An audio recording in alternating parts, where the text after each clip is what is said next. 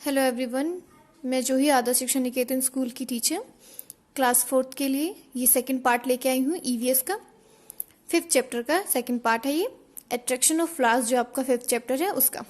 First part हमने discuss कर लिया था, ये सेकंड पार्ट है। फर्स्ट पार्ट में हमने क्या डिस्कस किया था कि फ्लावर्स की टूवर्ड्स जो इंसेक्ट्स हैं उनकी जो अट्रैक्शन है उसके बारे में हमने किया था, और किसके बारे में किया था कि हनी बीज जो हैं हनी कैसे बनाते हैं उसके बारे में हमने बात की थी।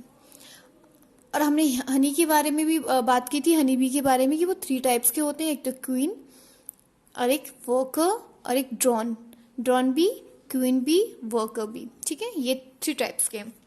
नेक्स्ट आपका टॉपिक है द हनी गैदर्स। अब तो देखो हनी को कैसे कलेक्ट किया जाता है और कहाँ से लाया जाता है। तो हनी आपके जो मेनली है ना, ये जो हनी है ज़्यादातर आपको फॉरेस्ट में मिलेंगे, जंगल में ही इसके बड़ी तादाद में कहा जाए तो इसका जो वो हाइब्स है ना वो बनाया जाता है बड़े तादाद में। वो हाइब्स जो है हनी जो बनाते हैं, जो अपना पूरा वो छत्ता जैसे बोलते हैं, मधुमक्खी का छत्ता जैसे बोलते हैं, वो बड़े तादाद में कहाँ होता है, फॉरेस्ट में ही होता है। वहाँ से आप वहाँ से जाके लोग कलेक्ट करते हैं, जो हनी भी कलेक्ट करने वाले होते वो। और हनी कलेक्ट करने इतना आसान बात नहीं होती है बच्चे। हनी कलेक्ट करने के लिए सबसे पहले क्या करते हैं कि वो फायरवुड लेके जाते हैं। फायरवुड मतलब एक लकड़ी होता है, उसके ऊपर टॉप पे कुछ क्लोथ्स कवर करके और उस पर फायर करके और फिर जाते हैं। और कुछ ड्राई लीव से क्या करते हैं, वहाँ पे स्मोक करते हैं, धुआं करते हैं, जिससे क्या होता है कि फायर से क्या होता है कि जो हनी है ना, सॉरी हनी बी जो है वो डर जाते हैं, वो भाग जाते हैं वहां से। तो इससे क्या होता है कि वो अपने हाइव से दूर हो जाते हैं। इस कारण जो हनी कलेक्टर होते हैं वो आराम से हनी को कलेक्ट कर लेते हैं। ये आपका हनी गैदरिंग हो गया। नेक्स्ट है आपका बी कीपिंग मतलब यहाँ पे ये हो गया आपका जो बी कीपिंग है उसको हम एपीकल्चर भी बोलते हैं। ये कमर्शियल बी कीपिंग जो होता है आप उसको एपीकल्चर बोलते हैं। अब बी कीपिंग का मतलब ये है कि जैसे कि हम काउ, गॉड्स, हॉर्सेस को हम रखते हैं, है ना, तो ऐसे ही बी को भी रखा जाता है, उनको भी पाला जाता है। और उनको जो पालते हैं, रखते हैं, तो उनके लिए अलग से स्पेशल से बॉक्स बनाए जाते हैं। आप यहाँ देख सकते हो इस पिक्चर में ऐसे बॉक्सेस बनाए जाते हैं और ऐसे फुल प्रोटेक्शन से बॉक्स बनाते हैं, जिससे कि ये है कि बाहर मतलब लोगों को नुकसान ना पहुंचे।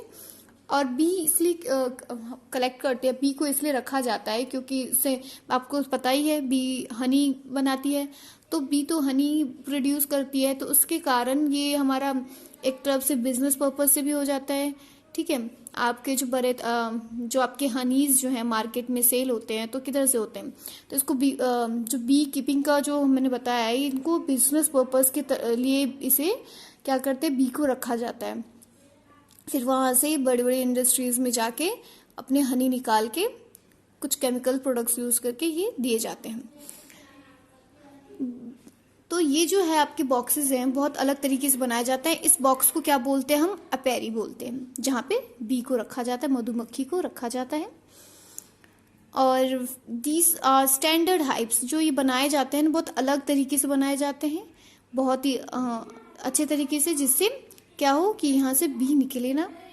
और when the honey is ready inside, जब इसके अंदर जब हनी रेडी हो जाता है, शहद रेडी हो जाता है, तो क्या करते हैं ये लोग, ये हनी कलेक्टर जो होते हैं वो स्पेशल टेक्निक से हनी को निकालते हैं उसमें से।